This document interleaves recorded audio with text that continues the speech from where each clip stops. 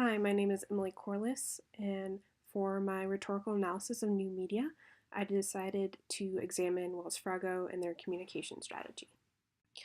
I chose to focus on Wells Fargo, not only because they have been having to deal recently with scandals, but I wanted to see how an older financial company was transitioning into using new media um, these past few years to hopefully reframe their reputation and regain trust with their customers. Um, I chose to focus on Instagram and YouTube, mostly because those are the new media types that I'm most familiar with. But I definitely wanted to see how they were communicating their commitments to social and ethical standards through these mediums. Just some general background on Wells Fargo as a company. It is a publicly traded banking and financial services company. It was established in 1852 in New York, but is currently headquartered in San Francisco, California. It has over 8,500 branches in 35 countries and serves over 70 million customers globally. Currently, it is the world's fourth largest bank and the third largest bank in the United States. It has actually recently slipped in the rankings. Wells Fargo fared pretty well during the financial crisis. In 2013, it actually reported 14 straight quarters of earnings per share growth. In July of 2015, Wells Fargo became the world's largest bank by market capitalization, but has since slipped in the rankings behind Bank of America and Citibank in the wake of the scandal involving the creation of fake bank accounts that we will cover in the next slide.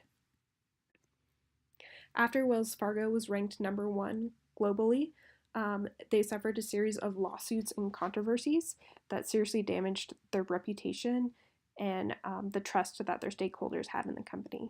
The scandal that you might be most familiar with is the account fraud scandal, where Wells Fargo was fined for creating over 1.5 million checking and savings accounts that their customers never authorized. This was largely fueled by a company culture that focused on incentive compensation, where tellers and loan officers were giving monetary compensation for opening up these accounts, thus had the incentive to falsify their numbers. There also was a series of smaller scandals like the SEC settlement for insider trading and the lawsuit for mortgage appraisal overcharge in 2015 and in 2016. After taking a serious hit to their reputation after the accounts scandal, they did a lot of regrouping and came forward with a strong marketing campaign in 2018 that focused on reestablishing their relationship with stakeholders. They had been a company for a while and had a long history, but they wanted to show that they were changing their focus and their commitment for their stakeholders. It was launched in May and it started with a short video that we don't really have time to watch here, but the video focuses on trust and kind of refocusing their commitment. I thought this quote by the chief marketing officer was really appropriate, and there was definitely a lot of in their press releases focusing on the words like recommitting and communities, and definitely like the interaction. There was definitely a lot of the same phrases said over and over, which was the focus.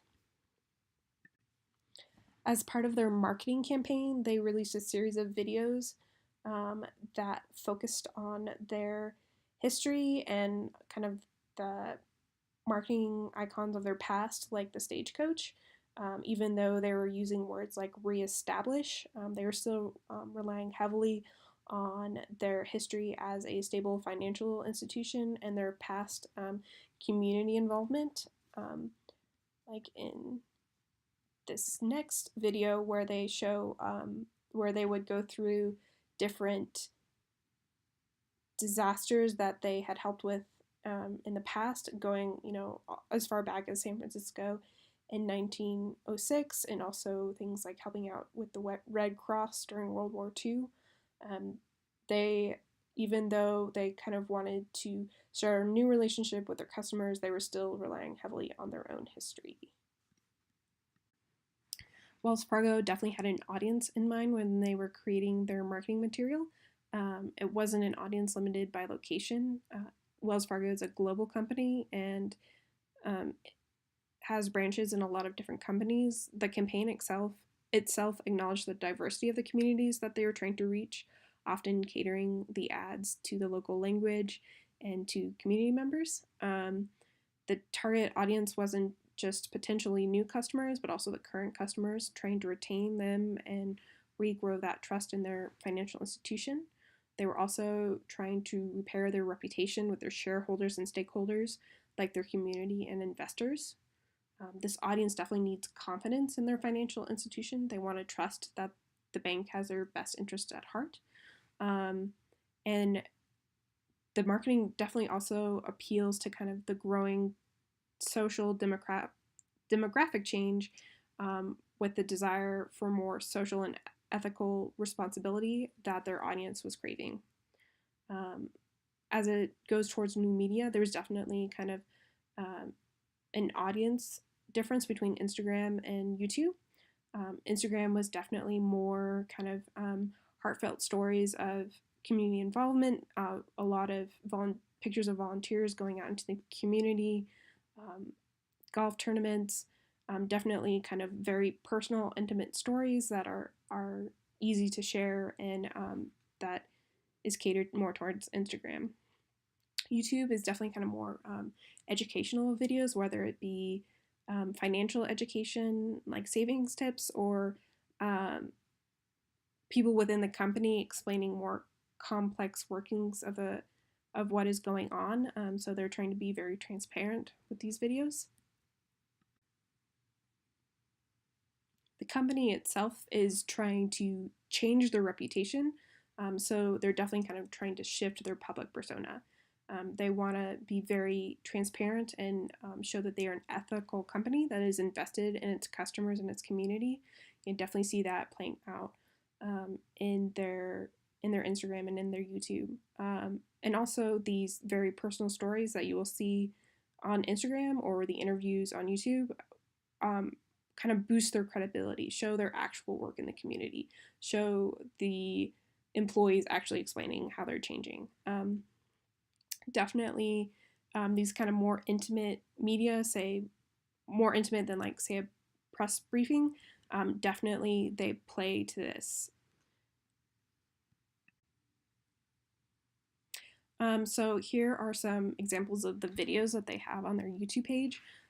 It's on the left, it's the more kind of tips and tricks.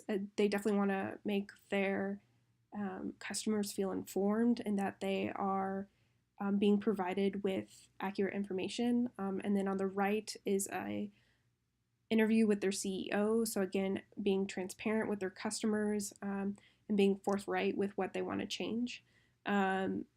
He's very frank in the interview, and there's a lot of interviews with employees, kind of what they want to do to change the company moving forward on their YouTube page. On their Instagram page, you can see a lot of these volunteers in red shirts. There's even that stagecoach iconography. They're kind of calling back to their history. And really, as you're scrolling through, a lot of the pictures aren't super polished and professional. They're just trying to show kind of how they are getting into the community and kind of what they're doing to be involved. Wells Fargo definitely had a clear communication strategy with their new marketing campaign. They wanted to be a consistent brand across all media types. They might be reaching slightly different audiences with their Instagram and their YouTube channels, but it's definitely like using a lot of the same phrases like commitment and trust and reputation. So they're definitely trying to communicate the same persona across all their different media types.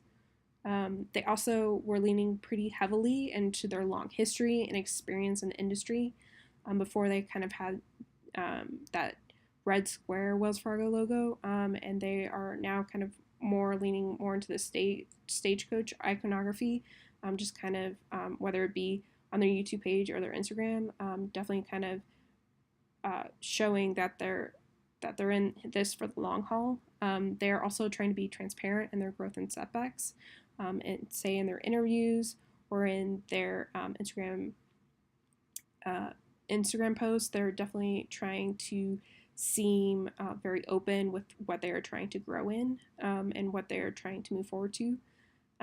They're using the new media to make it seem very personal. Whether it be like stories or interviews, they definitely want these to feel personal, and that it's individuals who are committed to moving forward. They definitely know their audience, and how much trust and reputation is important in the banking community, and they are continually trying to communicate that to their audience. One final note, I definitely think that it's something to think about when you're looking at all this ads and new campaigns, and realizing that while you might be trying to communicate one message, say, of trust and commitment, your audience might not be as trusting of what you're trying to communicate as they were in the past. Thank you so much for listening to this presentation, and I hope you have a great day.